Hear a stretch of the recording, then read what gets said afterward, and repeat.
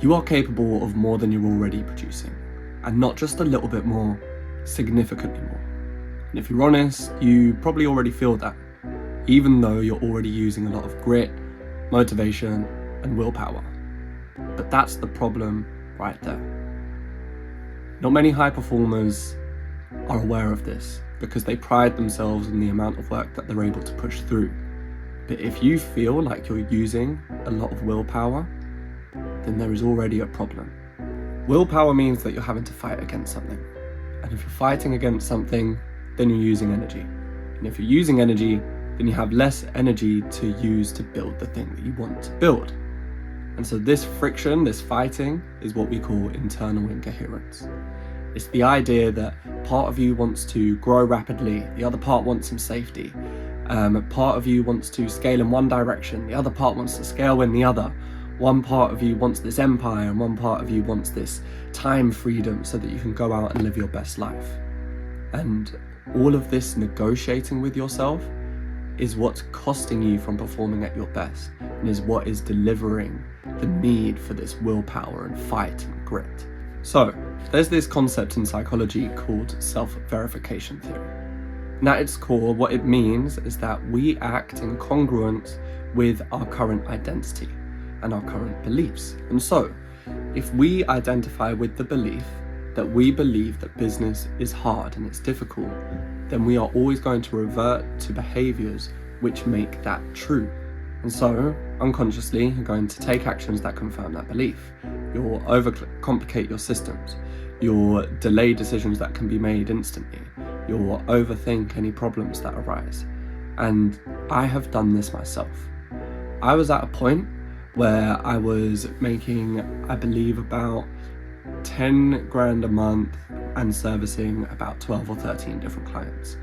And I had the case studies, I was doing good work for the current clients that I had, the demand was there, I was bringing in new clients constantly, and our prices were lower, like significantly lower than the market average. But the people we were working with were making good money before working with us and were making even more money after working with us.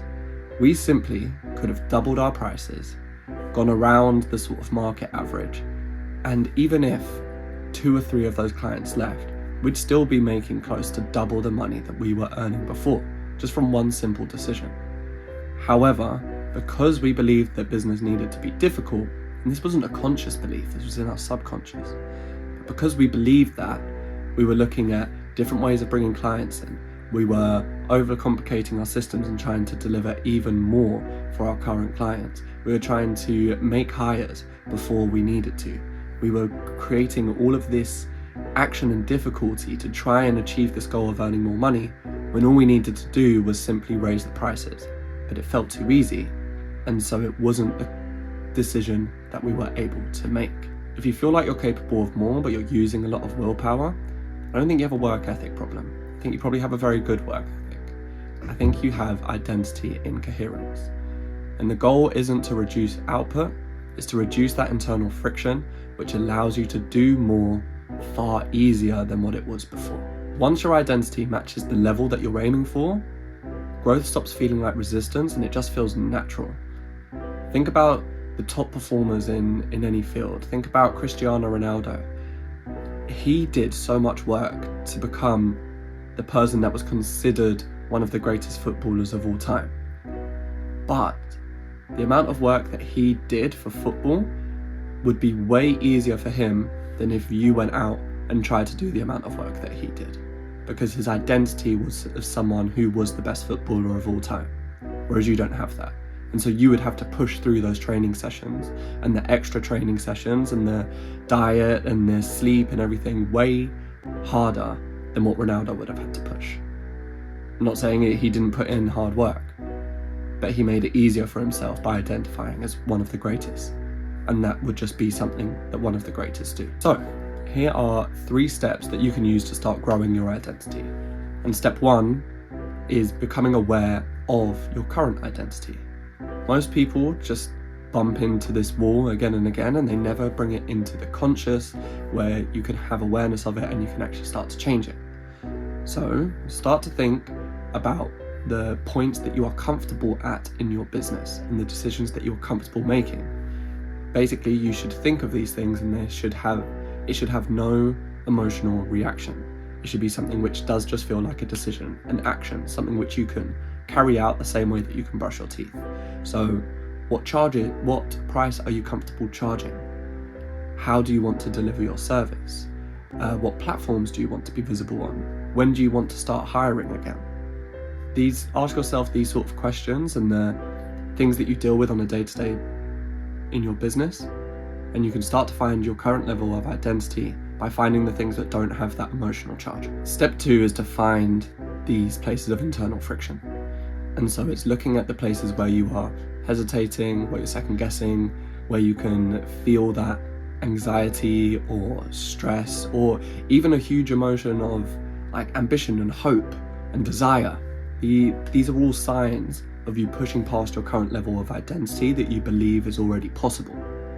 And so when you find those things, you can take note of them and you can see where your identity isn't at the point of becoming the person that can just do these things in the same way that you brush your teeth. Now that brings us on quite obviously to step 3, which is expanding your identity. And so now you've found the points of internal friction. These are where you need to start rewiring your beliefs.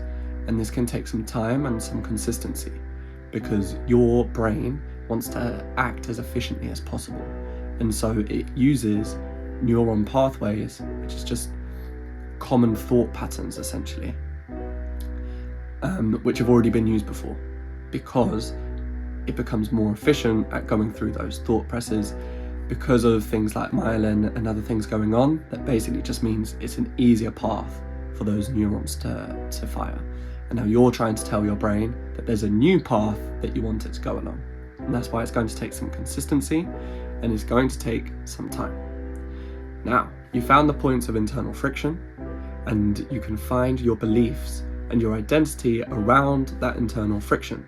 And so if you had a big emotional reaction to wanting to up your prices to $5,000 a month, you can see that you're currently at 3 and 5 feels really big and ambitious.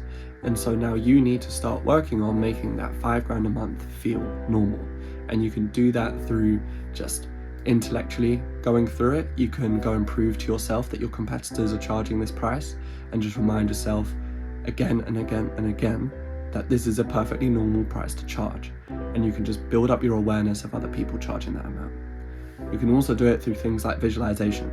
And you can visualize someone paying $5,000 into your business account again and again and again until you see that number hitting your bank account and you don't feel any emotional charge. This is a sign that your identity has now become okay with being the person that earns $5,000 and gets $5,000 payments for your service. So now when these beliefs and these identities, when they stabilize and you're able to comfortably think of being the $5,000 a month entrepreneur that you want to be, that's when things stabilize. You don't need to fight anymore. You don't need willpower to be the person that executes at that level, because you are that person. The same way that Ronaldo is the greatest football player of all time, or one of anyway. He just acts on it, and so can you. But that's what you need to do. You need to remove this internal friction, because you are capable of way more than what you're already doing. You just don't need to fight for it.